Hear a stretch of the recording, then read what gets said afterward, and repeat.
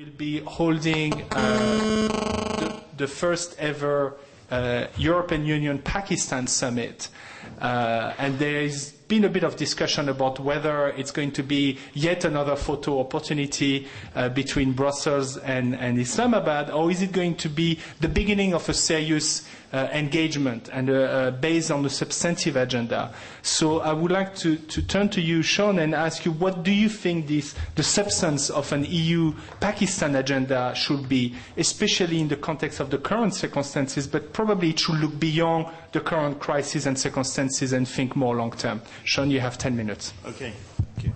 Thank you, Fabrice, and welcome everyone this afternoon. I'd just like to kick off by thanking Carnegie Europe, obviously, for the invitation. As Fabrice said, Pakistan is facing severe difficulties, and these difficulties impact Europe directly in very complex ways, and also impact the West much more broadly. So, from my point of view, it's vital that we understand Pakistan and the issues facing it, but it's also vital that we think carefully and clearly about how we can best help Pakistan. So what I wanted to do is, in my 10 minutes, is simply to go through some contextual. I have talked about the division of labour this afternoon, and I'm going to talk contextually, and then Frederic's going to talk a little more sharply about some key policy areas. The first of the things that I wanted to talk about is understanding the particular politics of Pakistan. In broad terms, this politics is dominated by the army, and of course it's also dominated by a succession of civilian political parties which actually represent the narrow personal interests of dominant families and Brahadri clans. The struggle between these groups has therefore largely not been about the aspirations of the Pakistani people, but has been and remains about the control of resources and patronage. And this in turn, for me anyway, explains why Pakistan over its 62-year history has failed to meet two important challenges of nation building: the challenges of building a strong political institutions and the challenge of building human capital. And by the latter, what I really mean is literacy and skills base of its people. If we can imagine a situation where Pakistan had strong political institutions and strong human capital, then obviously that would challenge the narrow interests of Pakistan's ruling elites. So they are not incentivized to do these things, and over 60 years haven't been incentivized to do these things. However, the central challenge is that these issues, weak governance and low human capital, also feed directly into the causes of terrorism, the causes of extremism, and instability in Pakistan. Second issue I wanted to put on the table is we need a deep understanding of Pakistan's economy. After years of very slow growth through the 90s, the Pakistan economy grew strongly through the period of the Musharraf years between, particularly 2002-2007, particularly under the Prime Ministership of Shaukat Aziz. However, the Pakistan economy then ran into crisis in 2008, and although we can explain in part the roots of that crisis or the causes of that crisis in the international system, food and fuel and the credit crunch and so on, it owes much more to the structural weaknesses of Pakistan's economy. And in particular, I wanted to draw attention to Pakistan's very low tax base and an income regime that disproportionately burdens the poor, the sprawling military-industrial complex controlled by the army in Pakistan, which distorts the national economy, the bloated defense budget, economic bottlenecks, in particular energy supplies of electricity and gas, underinvestment in human capital, what I would see as a dangerous overdependence on foreign capital, and high levels of national debt. The supposed economic miracle of Musharraf Aziz, according to the sort of weight of evidence of studies, in fact only benefited something like 6% of Pakistani people. The vast majority of these people, of course, the elites of central and northern Punjab and the elites cities, Islamabad, Lahore, Karachi, and so on. So if I had to make only one central plea this afternoon, it would simply be this, that the EU and Europeans devise assistance policies for Pakistan which do not simply reinforce the structural injustices and weaknesses in the political and economic realm which have mired the majority of Pakistani people in poverty and marginalization.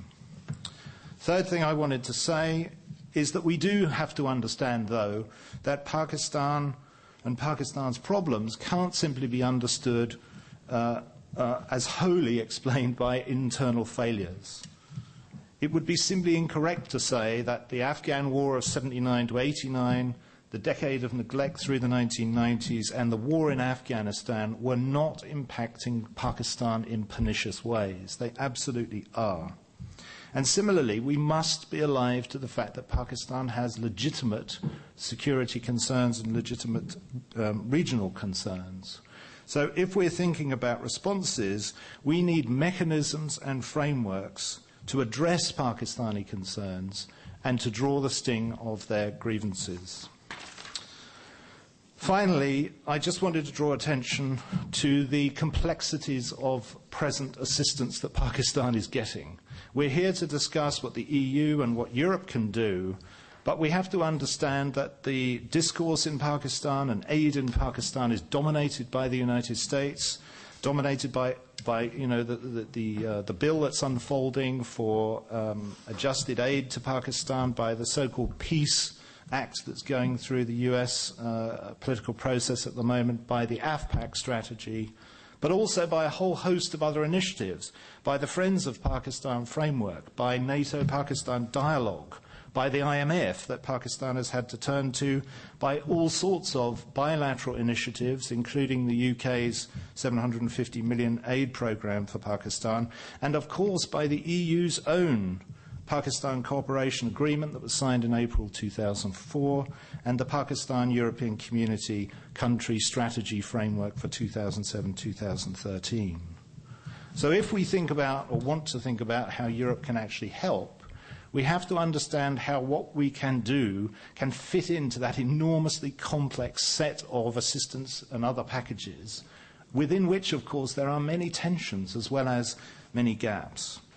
Now, Frederic is going to talk, as I said at the beginning, a little more developed in a moment, but I just wanted to put a few things, lastly, as my kind of responses to what Europe could do. Obviously, we need short-term assistance to deal with the internally displaced peoples that are resulting from the NWFP and SWAT operations, and they are going to intensify as the army moves from SWAT into the FATA.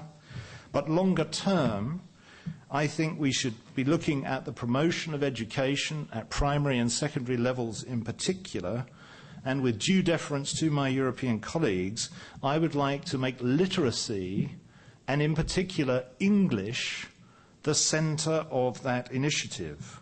Why? Because English is the medium through which Pakistani elites monopolise resources and monopolise political power.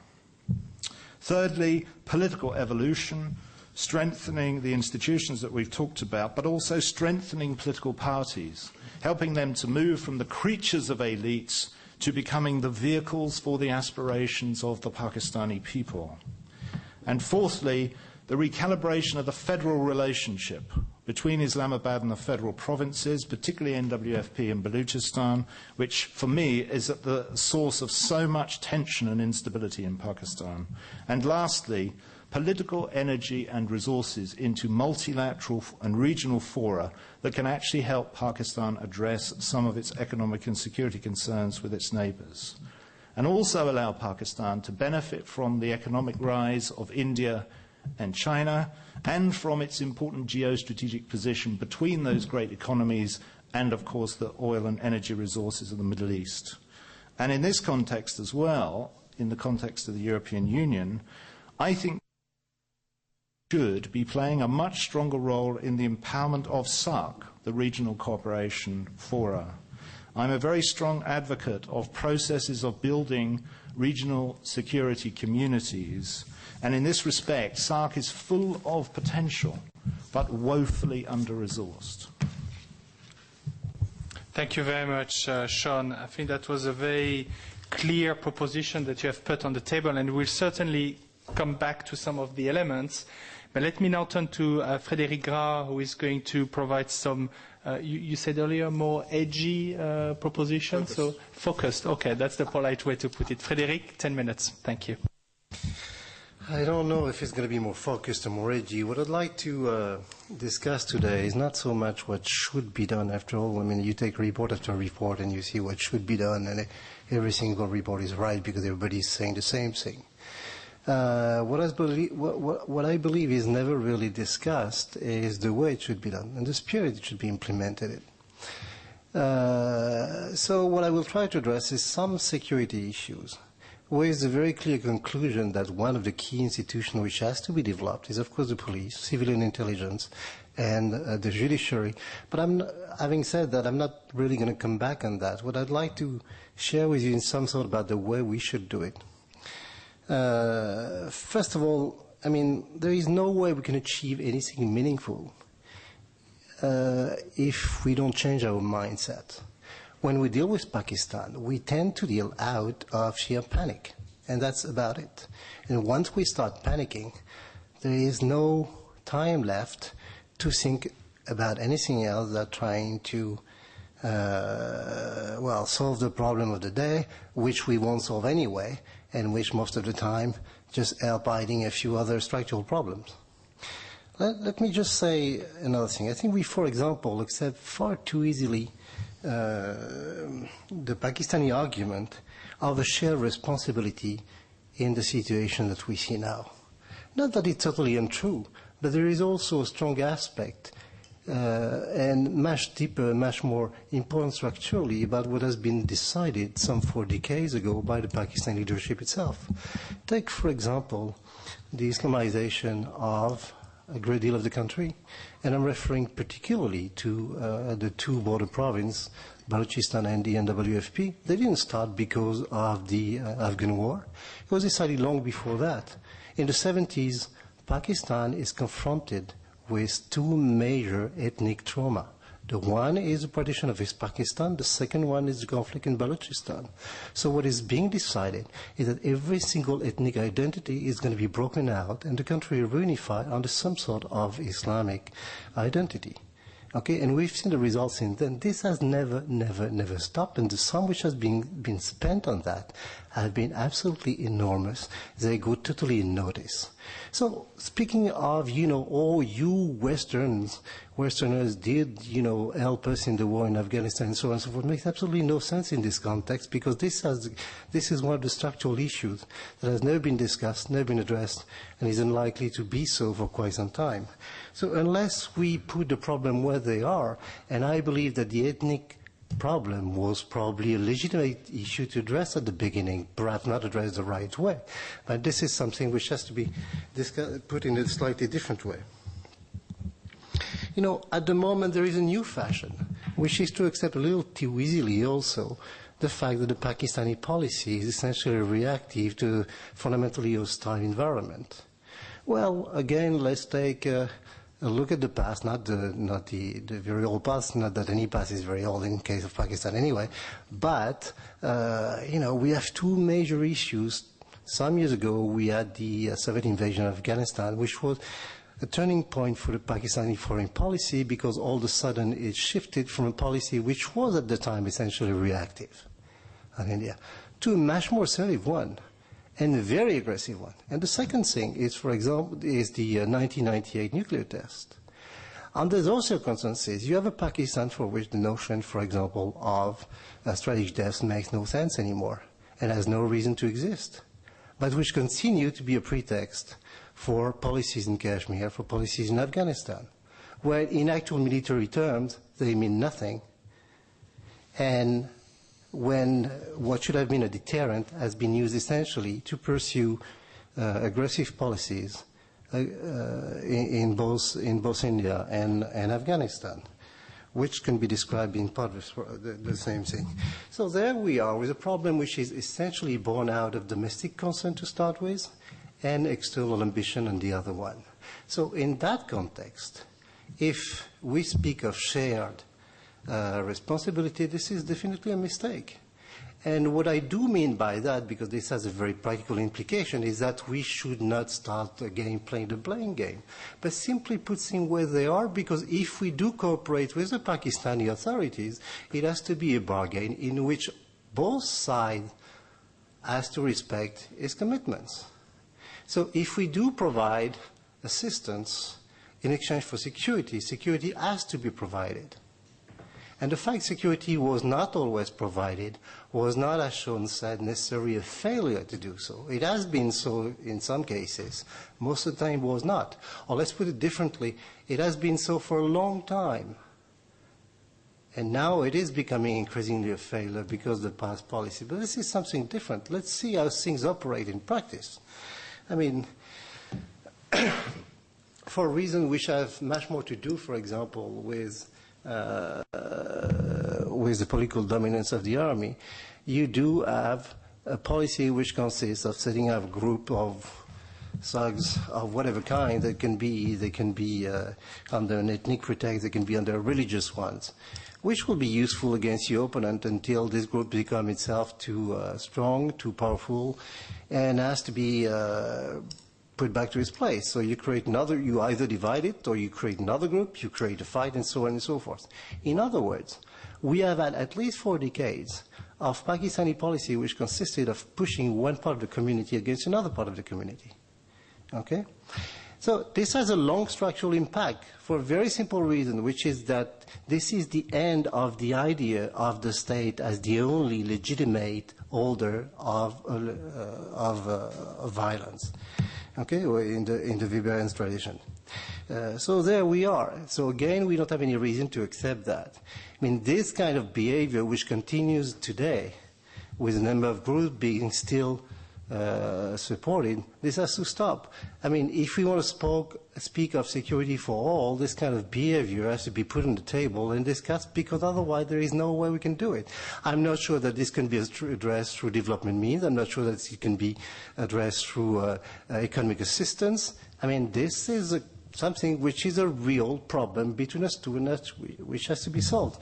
Otherwise, what is the point of trying to develop anything whatsoever in Pakistan if one part of the establishment is pushing part of the population against you and against us? Where is cooperation then?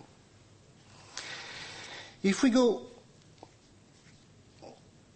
one step forward, I mean, how does that work in the case of the situation that we're faced with today, which is the SWAT thing? Again, I mean, we do have a situation where there was a problem which couldn't be addressed by part of the security establishment, namely the police, because the police didn't have the means, not as a result of failure, but because of a deliberate policy which for years consisted in not funding the police, not training the police, not doing anything with it. Okay?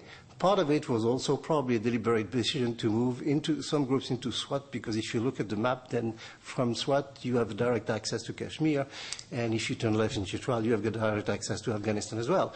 So things got out of hands later on, and this is exactly the kind of situation that we're facing today. I mean, a situation we start as a deliberate decision to do something for some purpose, okay, and which gets out of hand, and which is increasingly difficult to reverse. So the time of the 80s is over, when you could easily manipulate one group against the other. This is finished. I mean, now the cost is increasing, and it's increasing badly. And this is something that even the perpetrator of that kind of decision cannot really control. So this is not to say that, you know, nothing should be done against it. But I mean, again, if we move in the direction of helping Pakistan in that direction, I mean, we cannot spend our time in what has been done, that has been done for most of the policies in recent years, where at any given time you are trying to correct the mistake of the decision which has been taken at this time -1. Okay, because this makes absolutely no sense. It means also that whatever cooperation we give, we'll have to make sure that it goes till the end. Today we do have an army which is reasonably serious in SWAT. Well, if you look at the people who are on the wanted list, for example, you find some surprising people surprisingly missing on it. For example, you have Maulana Fazlullah, who was the year responsible for what we've seen. We don't see Sufi Muhammad on that list. Okay, and that kind of thing. All that to come to which point? As I said initially, I mean, if the institution which is in charge of solving the security issue is not ready to do it, then you have to perhaps empower the institutions which are not able to do it and would be willing to do so and should be able to do it. And I'm talking of the police. There is definitely no easy way of the situation, but unless you do that, the situation becomes simply intractable. But today the police is what? Today the police is under-equipped, under-trained, understaffed, and some 100, since 2005, I think that an average of 400 policemen have been killed per year. It is the police, not the army, who should be in charge of holding the ground. It is, for example, and that would certainly make a strong difference, and this is somewhere an area where the EU, more than anybody else, probably has a role to play. But it would certainly make an impact on the ground itself. I mean, it is very significant that in SWAT, for example, people initially cooperated with the authorities, with the army, with the police, until they realized that no one was coming to help them, and that it was not worth risking their own lives. Okay? And that perhaps should be emphasized rather than the love of the quick justice provided by the Taliban. So, as I said at the beginning, what I also want to emphasize is the way things have to be done, not just what has to be done, because that everybody knows. First of all, if we do it, it has to be significant enough to be meaningful and not just be diplomatic posturing. It's not just one or two small effort with limited resources, which has to put here and there so we can pretend that we do something. We have to do it in a meaningful manner. Second, we definitely have to condition any assistance in this regard to some legislative and regulatory steps which are part of the Pakistani framework, but which, if they are lacking, will deprive any effort of any sense. And of course, we have to guarantee that this is done so as to ensure maximum guarantee of success, not just try to bribe our way out of the problem, which has been done too often. The first thing which I think should be done, for example, is every effort done in helping either the army or the police be coordinated between every single actor which is involved in the process. Today, you have an army and a police which say, ho, give us equipment, give us money, but don't give us training, we know how to do things, okay?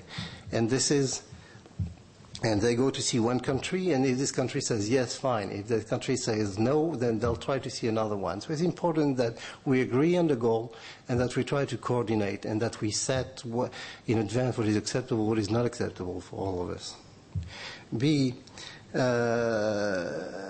we should ask for structural change. First of all, some of the structural change that we would be asking would not be change per se. They would simply be the respect of Pakistani law. Let me give you an example. The police order of 2002 was a law which, it was not a law, sorry, it was a text which provided 4 essential elements to improve police performance.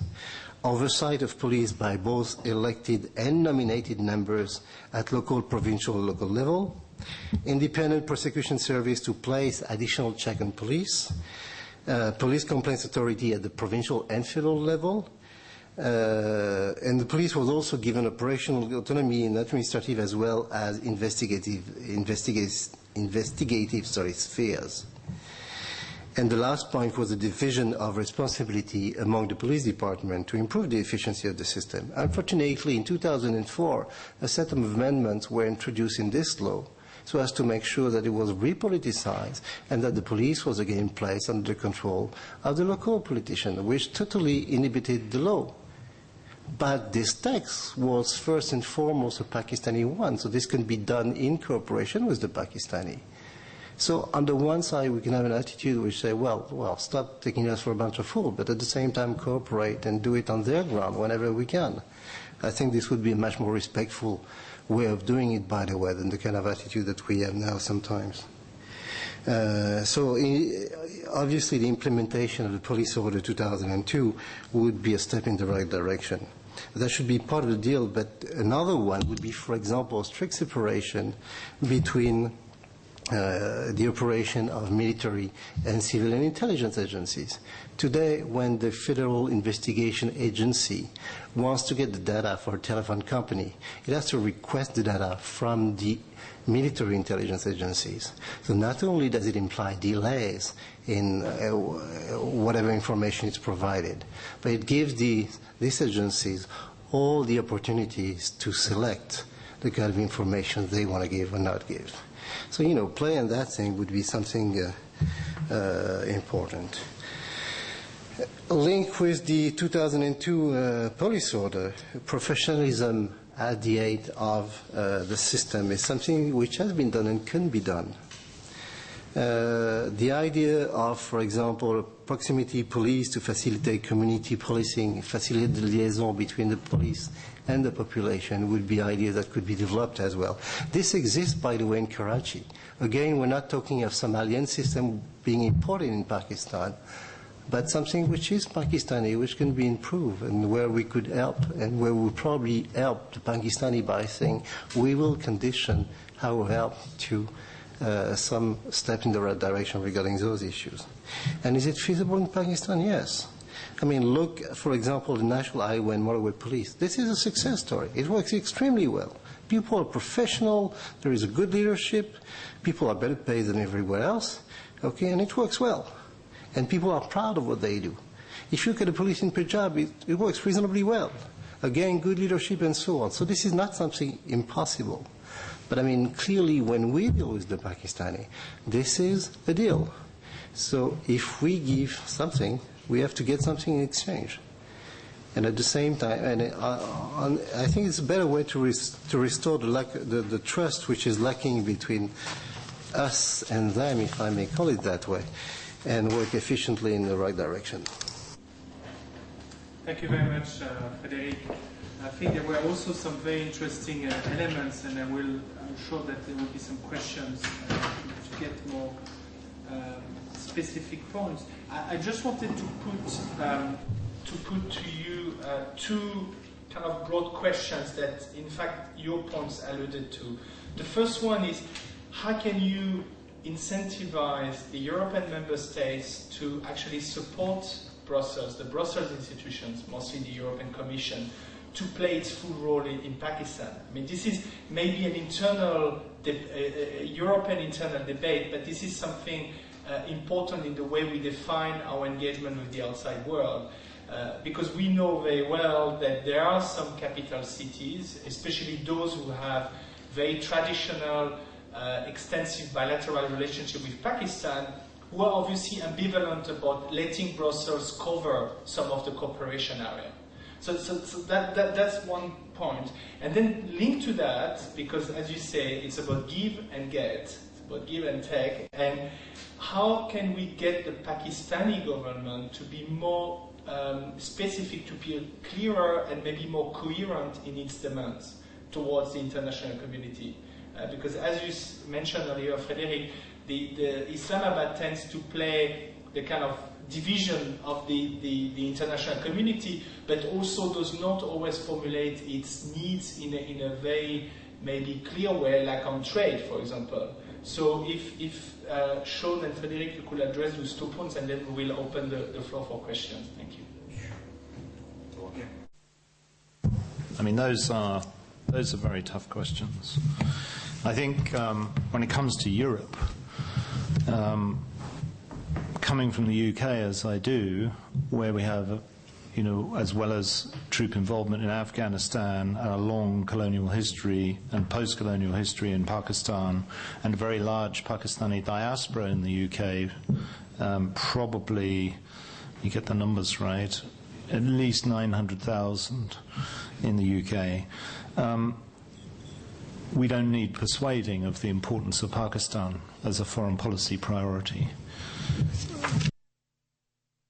I think don't feel the issues that flow from Pakistan perhaps as directly, but let me make two comments. Well, one of them is that to the extent that Pakistan is a source of terrorism and Islamic extremism, and I am interested here not just in the direct threat of violence, but actually the threat of radical Islamic ideas. For instance, groups like Hizb ut-Tahrir and even separatist Tablighat Jamaat, for example. The influence of these groups and the threat these groups pose to European, what I would see as norms and values, is certainly rising. So I would make the case partly that this is about shared threat. If not in the future, then if not now, then in the future. But I think we, as Europeans, we also need to look outwards to our place in the rest of the world. I mean, one of the sad realities is that resource conflict is something that we're all going to learn a great deal more about in the future, particularly as oil resources dwindle. And Pakistan is geostrategically, from that point of view, extraordinarily important. Its stability, its orientation, and whether we have Pakistan as a friend in the region, a stable friend, or whether it is a source of disaster, of proliferation, of instability, of terrorism and so on, ought to matter profoundly to Europeans. Now, that doesn't mean all Europeans have to buy into the Pakistan issue to the same degree as the UK, but it certainly does mean that we should view Pakistan as a shared problematic that is going to impact Europe writ large and the role of Europe in the international community in the future in very profound ways. Terrorism, resources, nuclear proliferation, extremist ideologies, and so on. Europe, whether it has a direct stake in Pakistan or not, cannot insulate itself from the consequences of these issues. So that's how I'd incentivize Europeans. I would say, I would talk about threat, and also I would talk about opportunity. We cannot abandon Pakistan to instability and collapse and destruction. The international and regional implications are too great, and we have an opportunity to add, as I alluded earlier on, to the very complex set of packages that are already in place. But we can do that smartly, so that we can intervene in areas where relatively little energy will go a long way. When it comes to incentivizing Pakistan, I think we're on much tougher ground here. The very first thing I wanted to say, and the very first thing I did say, was this extraordinarily difficult conundrum for Pakistanis, that their ruling elites are incentivized to sustain their control of resources and power, even while the rest of Pakistan burns. So incentivizing this group, which has its iron grip on Pakistan, is extraordinarily difficult. But there are within this community some good people, good voices, good individuals. And it's also possible, I think, and it's why I laid the stress on things like English and elsewhere, to empower those outside this ruling elite to begin the kind of process changes that we need, the building of a meritocratic middle class, for example, to help Pakistan take advantage of globalization and so on. So for me, it's a push and pull for Pakistan. We should be taking every opportunity we can to incentivize that community to understand that if the rest of the state goes down, the elite goes down too. And simply buying up properties in London or Washington or Dubai is not going to save those individuals. But equally, we must empower the rest of Pakistanis to make a claim on the resources and the political power that is presently in the hands of the few. Thank you, Shaun. Frederic, you will... Well, simply something in the last question. I'm not sure that we should incentivize. I think we should just find the right place vis-à-vis the Pakistani political and military elite.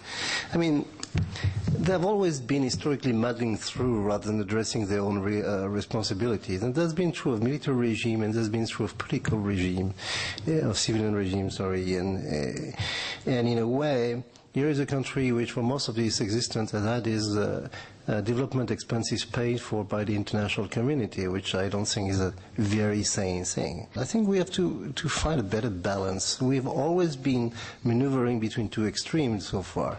I mean, either we have led Pakistan to itself, no interest whatsoever, and suddenly because of some security problems somewhere or some geostrategic interests, we're all in Pakistan, putting a lot of money in it, okay, and fitting all his already existing temptation to go in the wrong direction. Or we are trying to micromanage a number of issues. I think that the kind of example that I was giving before with the Pakistani people perfectly able to know what they need, eventually do it, and perhaps be encouraged to go in that direction. Simply not give whatever they ask because they ask for it, unless their part of the deal is respected, would be a way to go about it. I mean, I don't see. I mean, here is a country which, in a way, if you look at it, even from 2001, has received a lot of money in economic aid, has received a lot of money in military aid. Where are we today? Has it improved in terms of its governance? No. And this is not just a short term. We are speaking now of almost 10 years. So, no sense, no panic, and deal with Pakistan as you would do with just any other state, because there is absolutely no reason to do otherwise. And I think this is, again, a better way to show some respect than to try to micromanage things in a way that we don't even know what we're talking about. Thank you, Frederic.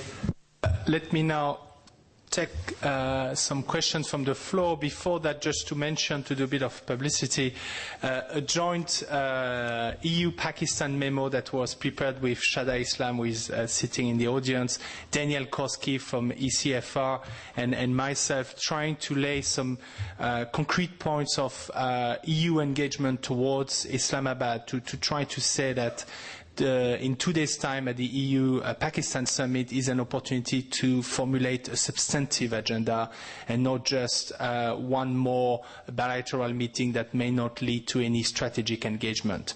But let me open the floor for questions. If you can just raise your hand and introduce yourself before the question. Thank you.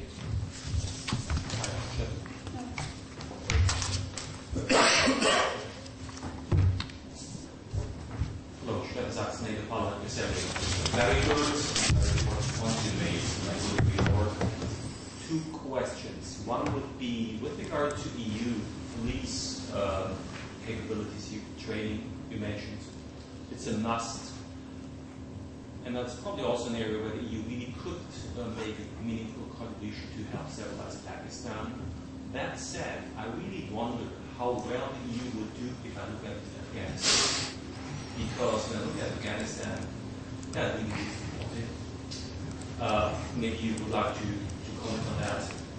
The second issue is perhaps even more important, but I wonder whether it actually is a bit outside of the topic, Pakistan's rising instability. I think when we talk about Pakistan and its security perceptions of the elite and of the Pakistanis, there's one neighbor to the east, India, which is really important. And it came up at the fringes of what you said. Obviously, India-Pakistan relations is not really a new topic. On the other hand, if there is no improvement in the relationship between the two countries, that will significantly hamper the prospect for regional stability and security. Do you think that the EU could, perhaps at the fringes, obviously also with the United States and perhaps also with NATO, play an assisting role? And if so, what could that be? Thank you. Thank you. 2 very interesting questions. If there is no other question for the moment, we will address them now because I think they are quite substantial. So, Frederic, yes. First of all, on the EU police capability training, I think that this is a relevant question. But let me say it simply that the situation of Afghanistan and Pakistan are totally different. In Pakistan, everything has to be created from scratch, with no resources whatsoever. The resources exist in Pakistan. There are human resources. Just a simple question like a minimum level of English. Okay, that would simplify the training. These are practical things, but which count at the end of it. You don't have to use cartoons, in fact, to train the police. For example, and you have an existing police which is dysfunctional, which is underperforming, which is underpaid, but which is existing and which can perform occasionally. And if you look at the various parts of Pakistan, as I said initially, if you look at what's going on in Punjab, for example, it's far from being perfect. But, under Shahbaz leadership, there are things going on which are not that bad in terms of policing. We can debate other aspects of it, of course, but so we're not starting from the same point.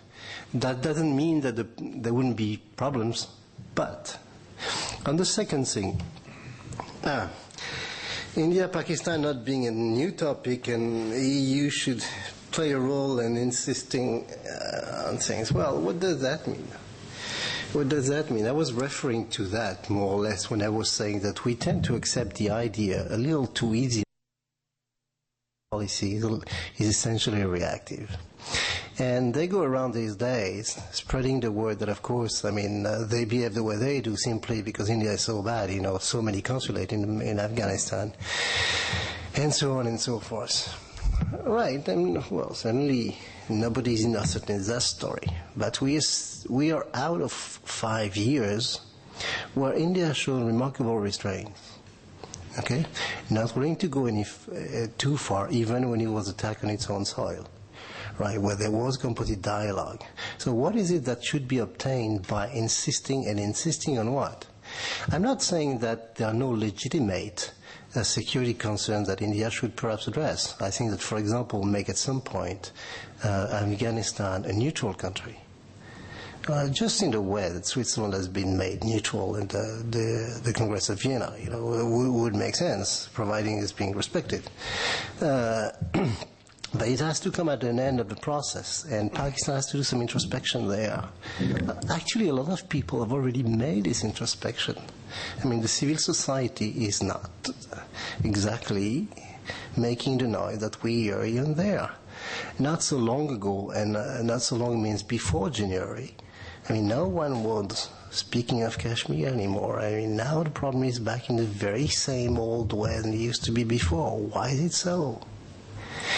We were talking of giving incentive to the Pakistani elite to behave the right way. In this story, we have given every incentive to the Pakistani military to go back to their old habit. Because not only did they not be punished for whatever wrong they did, but they got rewarded. Problems which were not necessarily solved, but at least kept quiet, were suddenly reopened. Oh, wonderful. What did they have to do for that? What did they give in exchange? Did they behave better? No, exactly the opposite. So, that kind of responsible... Well, that's not a very satisfying answer, I know, but... Maybe Shaun has a more satisfying answer. I doubt that. Let me just deal with the police training. I share Frederic's view that Afghanistan and Pakistan are not the same in this regard, with the base being much higher in Pakistan. And in fact, I have first-hand experience of this, because my hometown, Bradford, has a very large Pakistani diaspora, and therefore has a very sophisticated police force when it comes to policing Pakistani communities.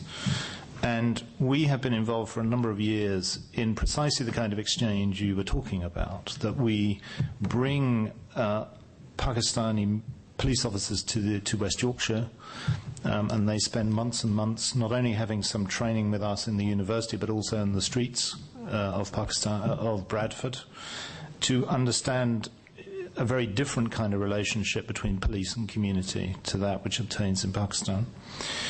But conversely, our senior West Yorkshire police officers go back to various parts of Pakistan to transfer their knowledge and experience there. And it's just one tiny expression of what's become a very successful project.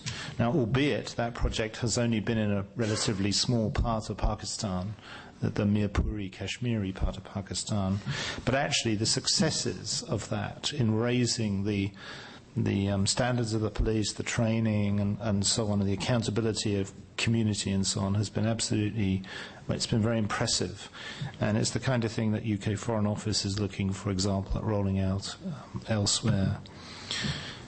When it comes to the question of India, I absolutely share Frederic's analysis that the elite, and particularly the military political elite in Pakistan, use India as a mechanism for many things, for a claim on resource within the state, for a claim in relation to their own power and influence inside the state, and so on.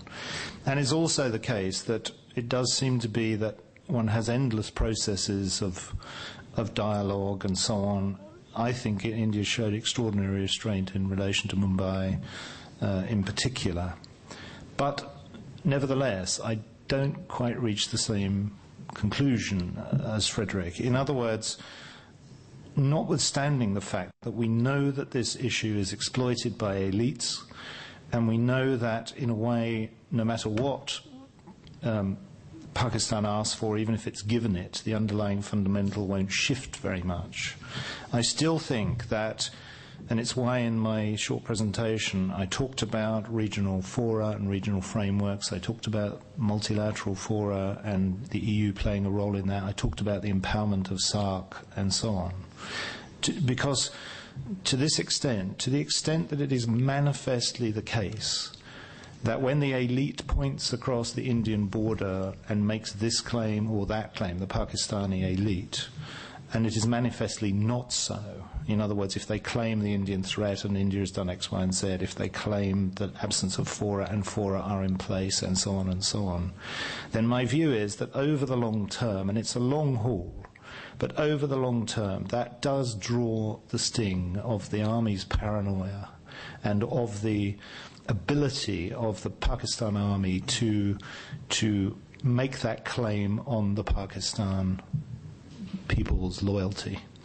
But it's a long haul, it's thankless, and it seems that, as Frederic rightly said, that no matter what one does, it doesn't actually achieve that end. But nevertheless, I'm a strong advocate of regional and multilateral fora, and I do think the EU can play a role, particularly in looking at SARC. I think it's important. Okay. Thank you, Shaun. And before I take the next question, I will want just to add some elements on the first question about the EU police capability. I think it's a fair question to say, well, since we have under-delivered in next door, why will we do better on the other side of the Afghan border? But if you look more into the details of why the EU police mission has failed so far in Afghanistan, the context is obviously extremely different from Pakistan. First, there was a strategic vacuum on what we were meant to do in Afghanistan until very recently, and we are still leaving this vacuum. So we are still not totally clear about what should be the key objectives and how we are going to implement those objectives. And I think the EU POL mission suffered from that. Then there was also under-resourced mission, and there is also a structural problem of the EU not being able to pull together the resources at home to project them abroad. And that's where the big difference is with an EU mission or project on police in Pakistan. What we recommend in the EU Pakistan Action Memo, for example, is a smart ESDP. It's not ESDP, boots on the ground, heavy stuff, deployment of civilian experts and of retired police officers, etc. It's more to work with the Pakistani, to have a rule of law task force review where you identify with Islamabad and with also the regions where the real needs, where do you need to fill the gaps in terms of training, in terms of resources, in terms of mentoring.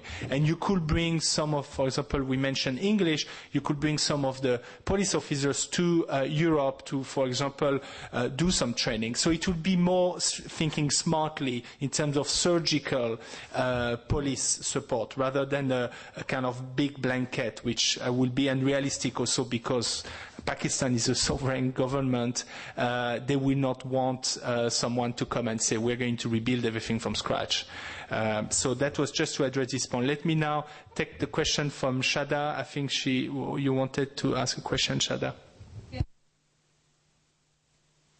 Very excellent presentations. I actually agree with what both of you have said mostly. One other question about the predatory elite, I think, is also the corruption, endemic corruption in Pakistan. And also to face the very true fact that we're still faced with a very weak government indeed. So I think those elements have to be taken into account. My question is actually twofold. One is about the new budget. Both of you must know that Pakistan government is asking for a 15% increase in defense spending. Now, obviously, they're justifying it by saying, current assault and offensive against the Taliban requires that. But my fear is that this will once again be used for the wrong kind of equipment, the wrong kind of arms, the wrong kind of strategies. So I think it behoves on us to make sure that actually this is used for counterinsurgency operations and training for that. Secondly, we all know that Saudi Arabia, the Gulf countries, played a major role in the Islamization of Pakistan under Zia-ul-Haq and even before under the father, Bhutto. So now they're not involved at all in helping Pakistan. Very, very little, in fact. I mean, leaders are the US, Japan, EU, and in some cases Saudi Arabia is actually blocking aid efforts, for instance, for a frontier trust fund. So how are we going to get those countries to actually start doing something positive in Pakistan rather than just negative? And my third point is about, Frederic, I agree with a lot of what you said, but when you say let's treat Pakistan as just another country, when it comes to the EU, that means falling off the radar screen. And I'm sure you'll agree that that is not what you want the EU to do. So I think that's why with Fabrice and Danielle, we're pushing for a constructive agenda. If, neglect is no longer an option. If I may, just on this very last question, but the point was not to get it out of the agenda, just to, when we deal with Pakistan, deal with it like you would with any other country. Okay, we have a contract, you respect your part of the contract, and we respect our part of the contract, that's it. Yeah, go ahead. Let me just deal with the first question, the defense spending issue. I think if you take a look at what the military actually did with the last 10 or 11 billion that the Americans gave it between sort of 2001, 2 and 2007, 8. It's very instructive. A lot of that money seems to have been spent on armor and so on vis-a-vis India, the Indian threat. A substantial amount of that money was used to balance Pakistan's balance of payments. A great deal of it was used to allow the army to expand its economic power within Pakistan, buying up land and businesses and so on and so on. And a relatively modest amount of it was spent on counter-terror. So, first of all, I find this request for 15% increase absurd in that context. But I also find it utterly imperative that any of support of that kind is subject to new forms of transparency and accountability and conditionality.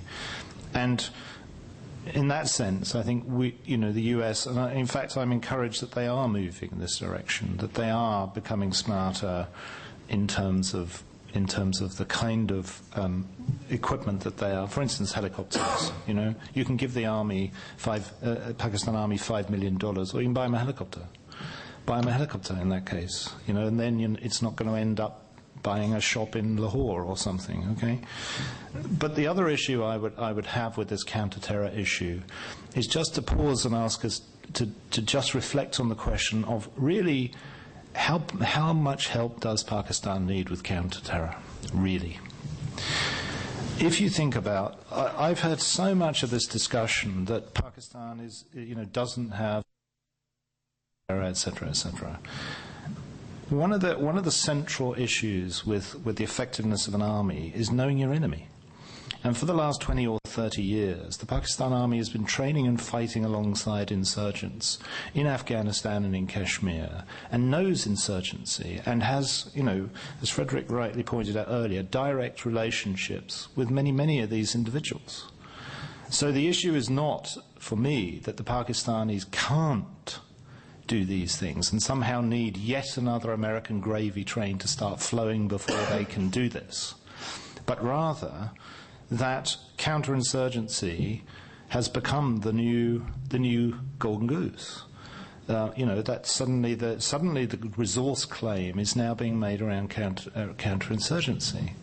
So I find this all.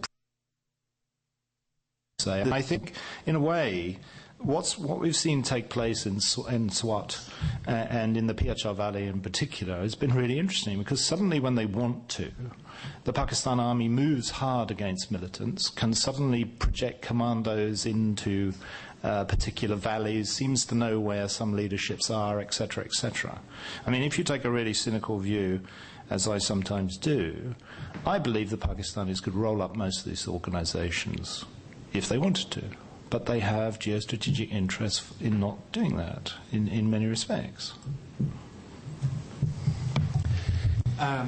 Do you want to touch on Saudi Arabia? Because that's an interesting question about the involvement of the GCC. Let me just about Saudi Arabia. And it is, just to make the point, really, that the Islamization impact of Saudi Arabia is not ended.